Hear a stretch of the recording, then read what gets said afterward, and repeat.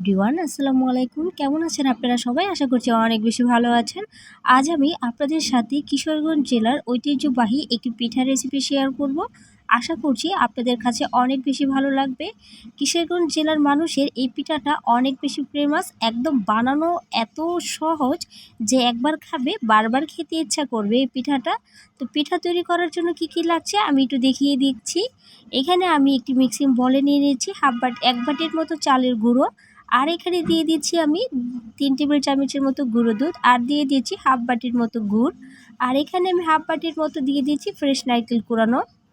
এখানে আমি শুকনো আতপ চালের গুঁড়োটা ব্যবহার করছি। আপনারা চাইলে যে কোনো চালের গুঁড়ো এখানে ব্যবহার করতে পারেন। এখন এই শুকনো জিনিসগুলোকে আমি খুব ভালো করে একটু মিক্স করে নিচ্ছি। আমি মিষ্টি খাবারে লবণ খেতে একদমই পছন্দ করি না, এর জন্য এখানে আমি কোনো পরিমাণে লবণ দিই। আপনারা যদি খান অবশ্যই দিয়ে নেবেন। গুঁড়ো দুধ দেওয়ার কারণে এটার ফ্লেভার অনেক বেশি ভালো হয়, এর জন্য এখানে আমি গুঁড়ো দুধ দিয়েছি। তো যদি হাতের কাছে না থাকে তাহলে এটা বাদ দিতে পারেন। এখন সব কিছুকে খুব ভালো করে মিক্স করে নিয়েছি, আর অল্প অল্প করে পানি দিচ্ছি। দেখতেই পাচ্ছেন অনেকটা ভাপা পিঠা আমরা যখন তৈরি করি যেভাবে অল্প অল্প করে পানি দিতে হয়, ঠিক ওরকমভাবে কিন্তু অল্প অল্প করে পানি দিব। তো এইভাবে অল্প অল্প করে আমি পানি দিচ্ছি, আর এই মিশ্রণগুলোকে এইভাবে একটু মিক্স করে নিচ্ছি। একসময় দেখা যাবে মিক্স করতে করতে এটা এভাবে হাত দিয়ে যখন মুট করছেন তখন এগুলো সুন্দর করে এভাবে মুট হয়ে যাচ্ছে। তখনই বুঝতে হবে যে পিঠার জন্য এটা একদম পারফেক্টভাবে তৈরি হয়ে গিয়েছে, আর পানি ব্যবহার করতে হবে না। আজকের পিঠাটা আমি এভাবে মুট করে করে তৈরি করব। এর জন্য এই পিঠাটার নাম হচ্ছে মুট পিঠা।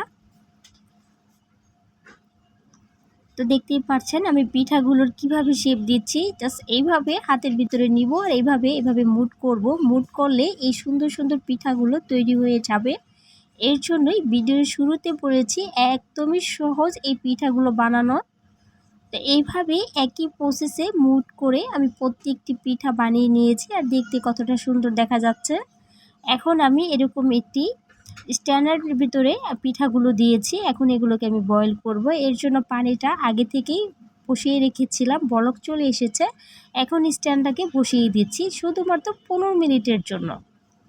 এই তো 15 মিনিটের জন্য ঢেকে দিয়েছি। 15 মিনিট হয়ে গিয়েছে। এখন আমি ঢাকনাটাকে সরিয়ে আমি আপনাদেরকে দেখাচ্ছি। দেখেন কত সুন্দর একটি কালার এসেছে, আর আমার এই পিঠাগুলো কিন্তু তৈরি হয়ে গিয়েছে। বানানো যেরকম সহজ, আর এগুলো বেক করা অনেক বেশি সহজ। একদমই সময় লাগে না এগুলো চুলাতে দিয়ে সিদ্ধ করার জন্য। তো দেখতেই পাচ্ছেন একটু ঠান্ডা হয়েতেই আমি এরকম প্লেটে উঠিয়ে আমি আপনাদেরকে পরিবেশন করে দেখাচ্ছি। পিঠাগুলো দেখতে কতটা সুন্দর, আর এত সুন্দর স্মেল বেরিয়েছিল যে কি বলবো। আর প্রত্যেকটি পিঠা খেতে অসম্ভব মজাদার ছিল। তো কার কার কাছে আমার এই মুট পিঠার রেসিপিটা ভালো লেগেছে অবশ্যই আমাকে কমেন্টে লিখে জানাবেন। আর যদি ভালো লাগে প্লিজ একটি লাইক করে দেবেন। আর যে সমস্ত বন্ধুরা এখনও নতুন আছেন আমার চ্যানেলটিকে সাবস্ক্রাইব করেন নাই, তাদের কাছে অনুরোধ রইল প্লিজ আমার চ্যানেলটিকে সাবস্ক্রাইব করে দিয়ে আমার পাশেই থাকবেন।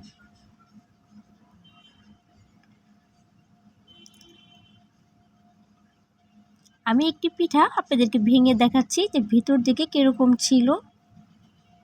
দেখতেই পাচ্ছেন আমি একটি পিঠা ভেঙে দেখিয়েছি, ভিতর দিকে কিন্তু খুব সুন্দর করে এটা সিদ্ধ হয়ে গিয়েছে।